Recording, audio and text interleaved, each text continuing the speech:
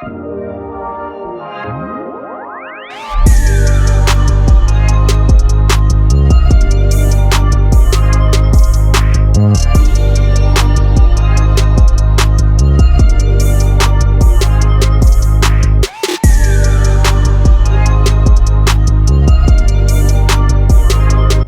Realize Your Potential with Mike and Travis.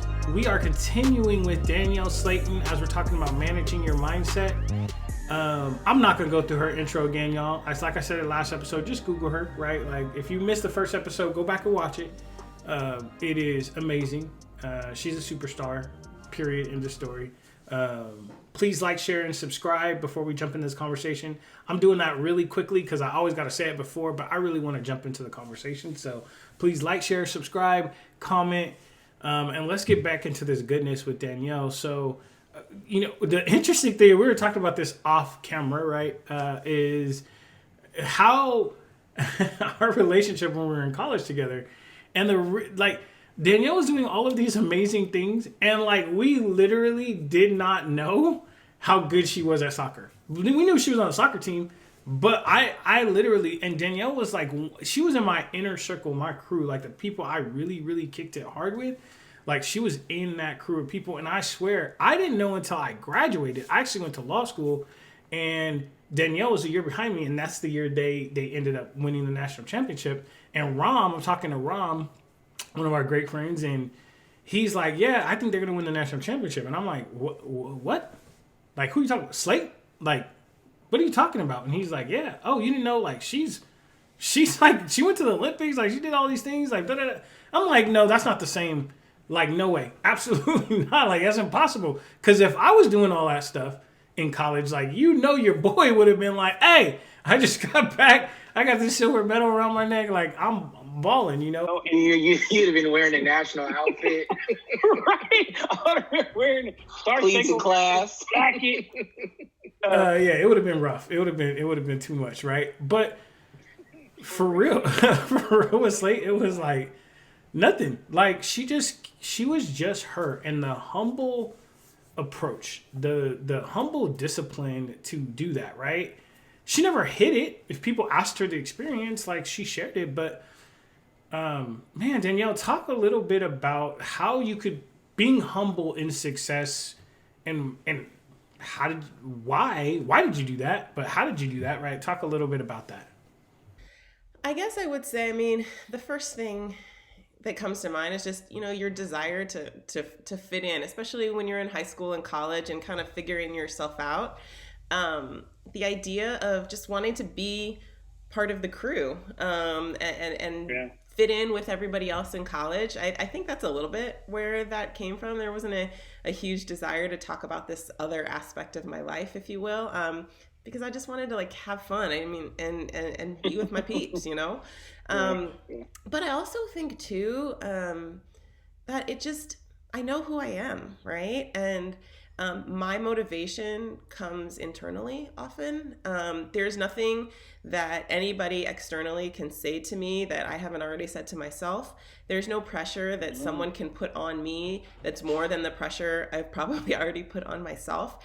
And so I feel like I knew who I was. I know who I am, and I didn't need, for whatever reason, a ton of that external validation all of the time. Now, it's not saying that I do need people to prop me up, and I do need my support system for sure. It's not like it all comes from me internally, but I think I just was confident in who I am. And it's funny, even people ask me oh, where do you put your medal, and what, where is it? I'd be looking at it every day, and I don't it's inside me, right? I know what it is. I don't need the external thing to remind me of the internal feelings I have, or the pride I have, or the confidence I have in my ability. And when I'm at my best and I'm feeling great, I'm good in my own skin with who I am. So talk to us a little bit about, now you're in college, right? You've gone through the recruiting process. You've chosen what I think is the best school in, at least in the world, other than Illinois. Those kind of top two in the world, you know what I mean? But I might be a little bit biased. Who knows? But you choose Santa Clara. You're going to Santa Clara. Talk to us about that journey, because you guys did great, it sounds like, throughout your whole career there, but becoming champions and in the middle of that going to the Olympics, like, talk to us about how the peaks and valleys and how you navigated all of that, and still had an amazing GPA. I think you were like Scholar Athlete of the Year or some craziness in 2001, like 3.74 GPA or something like that. So how did you balance all of those? I don't know. How do you know that? I don't even know my GPA. I know things about you, girl. I know you know things. It's amazing what you can find on the internet these days. So I first actually, I think about how I decided to go to Santa Clara, and I was pretty highly recruited. I was kind of in the national pool, the youth national pool, when I was in high school. And so I got to, kind of, I was blessed to have my pick of, what college I wanted to go to, really. And for me, it came down to Santa Clara and UNC, Carolina. Carolina had won, I don't know, 15, 20 national championships at that point. Yeah, they were like winning everything. Yeah, it was crazy. They are the most successful college team, I think, probably across almost any sport, if you look back at it, men's or women's. And so it's funny because for me, it came down to those two schools, Santa Clara and UNC. And my parents were great in letting me choose where I wanted to go and follow through on my decision-making process that I needed to go through. And I remember I was really struggling. I kept telling my dad, I'm like, I'm 50-50. I can't decide. One day I would say Carolina, one day I would say Santa Clara, and would flip-flop back and forth. And he was like, oh, well, I mean, if you're 50-50, just flip a coin. I was like, okay. So I'll never forget. He was like, he went and got me a quarter or something like that. And he's like, all right, flips, heads is Carolina, tails is Santa Clara. And so I flipped it and it came up heads. And it came up Carolina, and like I had just a split second of pause, like, ooh, I'm not sure if I want that. And that was like the first inclination that I had, that I really wasn't maybe as 50-50 as I was telling myself that I was. And so good awareness at a young age. Jeez. Right. Yeah, absolutely. I ended up, stewing on it for a few more days, and then ultimately decided that I wanted to go to Santa Clara because I wanted to be a part of something that had never been done before. And I wanted to help a place win a championship when they never won a championship. And I came into a great team. The class that was 2 years ahead of me had been to the Final Four my junior year and senior year of high school. So they had went, it was in 96, 97, and then I arrived in the fall of 98. And in 98 and 99, we also went to the Final Four. So there was a class of women at Santa Clara who went to the Final Four for 4 straight years. Woo, and yeah, that was my years. I was there. Yeah, was there and they really set the tone. I don't think we win in 2001 without them and the success and the foundation that they built for our program. But my freshman and sophomore year, the only 2 games I lost in college were in the Final Four. We were an incredibly talented team. That's crazy. Yeah, we were an incredibly talented team. And I would say we were a more talented team my freshman and sophomore year than we were when we finally won. But I think the difference was really in that mentality and in that leadership that we had in 2001. I think that's kind of what enabled us to get over the hump. We had a little bit more bite and a little more fight. Our soccer maybe wasn't always as elegant. It wasn't always as beautiful, but it was more effective. And I think that's part of why we won. I think back to 99, and I don't remember what our goal scoring, but I feel like we had a goal differential that was like over 100. I think we'd scored like 108 goals or something like that in the season, and we'd given up like 6. I mean, we were really, really good. I was a sophomore that year. I was selected to be one of the 3 team captains in my sophomore year. And I look back at that game that we lost to Notre Dame in the semifinals of the Final Four. And we were the better team. We outshot them like 20-5 or something like that. We hit the post. It was a really, really frustrating game that we could have won, we should have won, and the soccer gods were not on our side that day. But I look back at the reason that we lost. And there was a lot of different factors, but one of the main factors, I think, was we didn't have strong enough leadership. And I take full onus of that because I was a captain that year. And I don't think I was a strong enough leader as a sophomore. I still had learning to do. I still had growing to do.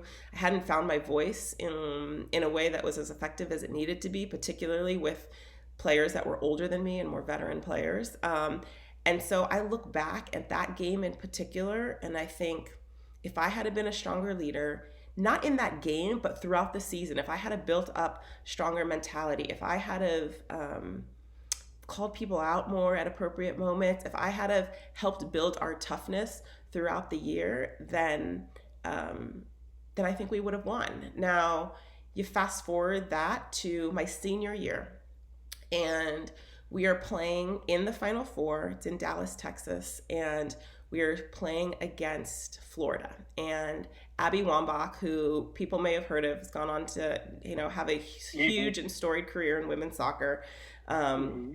She was on that Florida team. She and I are the same age, so she was a senior that year as well. And we went up 1-0 at halftime, and then we were up 2-0, scored early in the second half. And then in the 83rd minute, they score one goal, and in the 86th minute, they score another goal. Now, as a little bit of context, Santa Clara had been to the Final Four 7 times previous to that, to 2001, and we had never won a semifinal game. We had never won a semifinal game ever. And I remember thinking back to that moment because I remember distinctly going to pick the ball up out of the back of the net, and then bringing the team in to kind of have a team huddle before we were about to go back and play. The score is now tied 2-2, looking like it's probably going to head to overtime.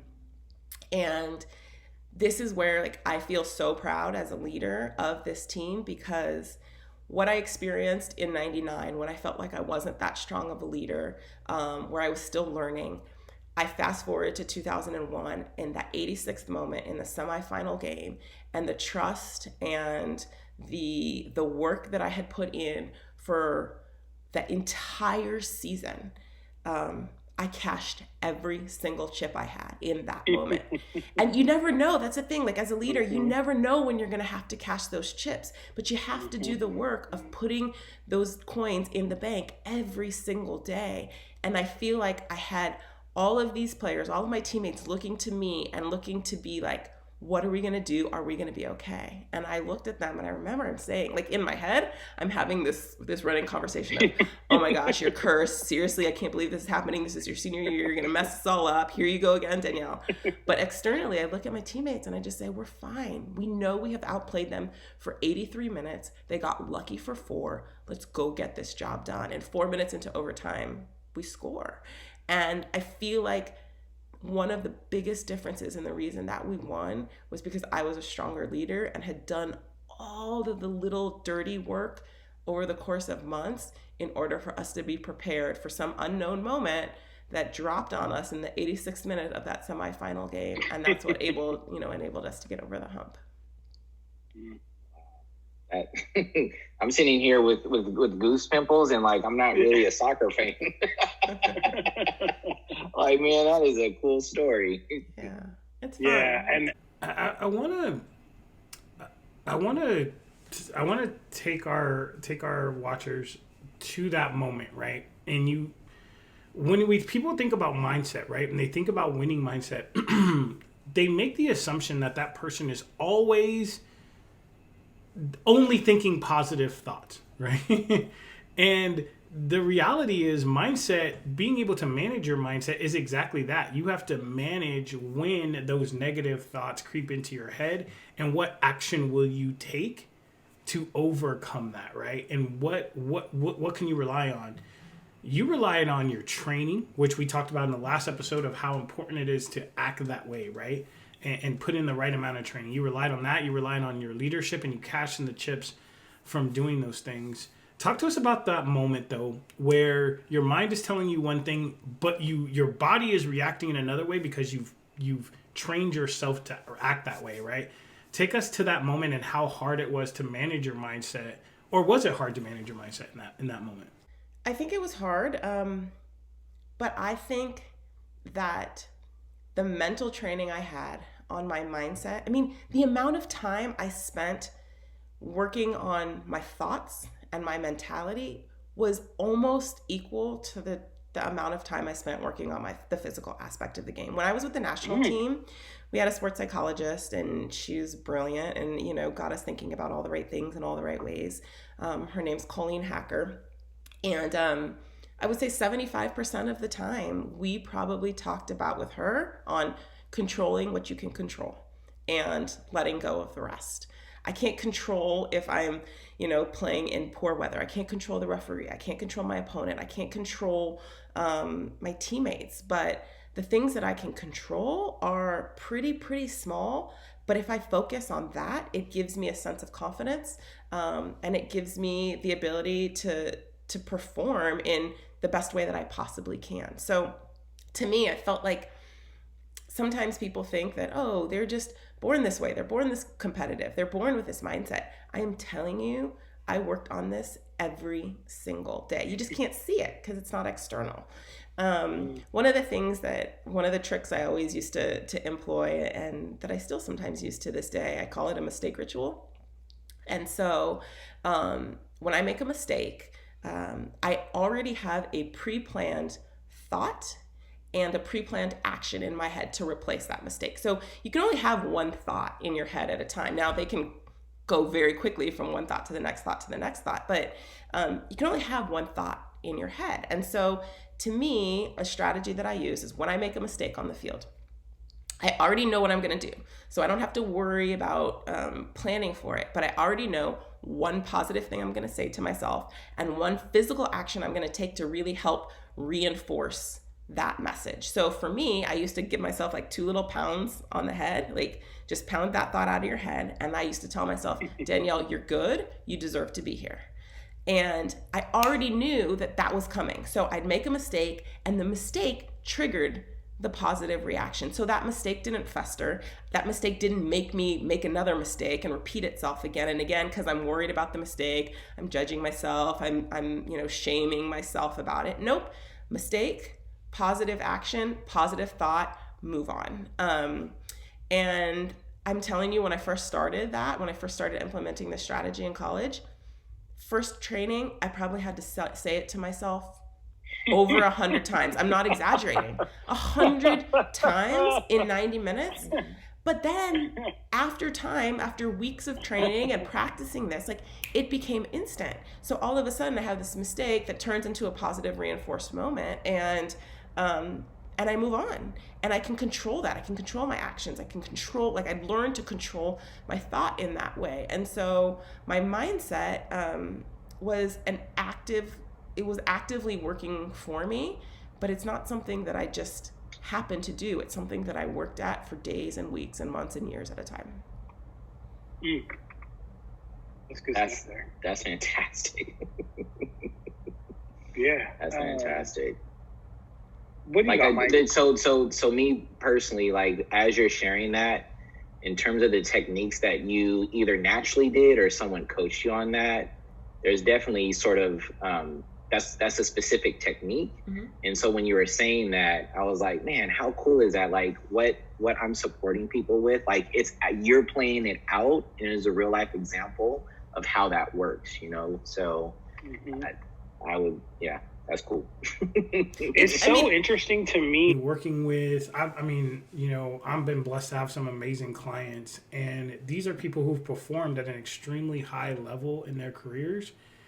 And I can say that in our coaching sessions, the thing that we talk about the most is how do we deal with that negative thought that creeps into your head that may be like, oh man, I'm not good enough, or this is in my way, or this might be my ceiling.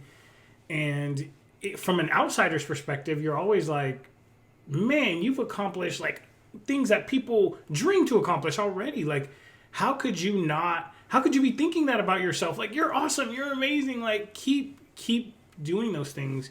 And it's an interesting thing to hear that even people at the top of their field feel that same thing that we maybe feel if you're just traversing your career and you're coming up and you're just trying to be, you're trying to get that assistant manager promotion, or you're a manager trying to go into a director role or regional manager role, and you're looking up going, gosh, like, am I good enough? You're hearing it from Slate right now, and what Mike and I coach our clients on is you are good enough. Now you have to do the work. You have to build the equity, but you are good enough, and you have to continue to tell yourself that. So thank you for sharing that part of your story with us. It's amazing. Before we conclude this one, any last thoughts? Go ahead. Oh, go ahead, Mike. No. Go ahead, Mike. It seemed like before you were going to start talking, Danielle, you were going to comment on that. Well, absolutely. Just that it's human, right? It's human to have all of these positive and negative thoughts, right? And I think that sometimes when we look at people who we see as successful, or we don't see the background, or we don't see the work that goes in, we just see the positive, sexy, cool stuff, right? We don't see the grind. I loved my time as a soccer player. I am so glad it is done. It was so hard. It was so hard. But nobody sees you waking up at 5 a.m. Nobody sees you stressing about, did I eat enough protein? Did I get enough rest? What was my water intake like? Like, your body is your job. And so, I think that there is stress, there is anxiety at every level. And that I think if we can learn to accept that and give ourselves some grace for that, no matter where we are, I think that helps bring a little bit of peace, and then can propel us forward in a positive way. There you go. Yeah, one more question before we kind of conclude this one is, you went to the Olympics when you were like a sophomore, right? Right, in that age, sophomore or junior? Right in there? I was 19, yeah. Yeah. What was that like being, okay, I'm a college student, I haven't really lost at Santa Clara. I'm going like, these are like, a lot of them might be grown women who have done X, Y, Z. I'm big dog where I'm at, and now I'm going into this. What was that like? It was a very different role, right? I was coming, as you mentioned, from a place where I was a captain, I was a leader, I got a ton of playing time, into an environment where I was the youngest player on the team. I was learning. The team had just come off of winning the Women's World Cup in 1999 in the Rose Bowl, where Brandy rips off of her shirt, and it was hoopla, or like all this hoopla and craziness. And so for me, I had a very different role, right? Like, my role was to put my head down, to do the work, to stay in my lane. And I remember Brandy Chastain, she played at Santa Clara, but she was a starting left back for the women's national team, and that was the position I played. So my role, particularly thinking back to the Olympics, my goal every single halftime when she came off was to tell her something I noticed, provide some feedback that was going to help her be better. And that was my role in that tournament and in that particular situation. So I feel like it was a very different environment, but I had things to learn and things that I could give in a different way. And I had to figure out what that was all the time, still wanting to be ambitious and still wanting to start and still working my butt off to try to have that starting position. But that wasn't my time. That wasn't my role in that environment. But I had to find a way that I could contribute while also continuing to make myself better.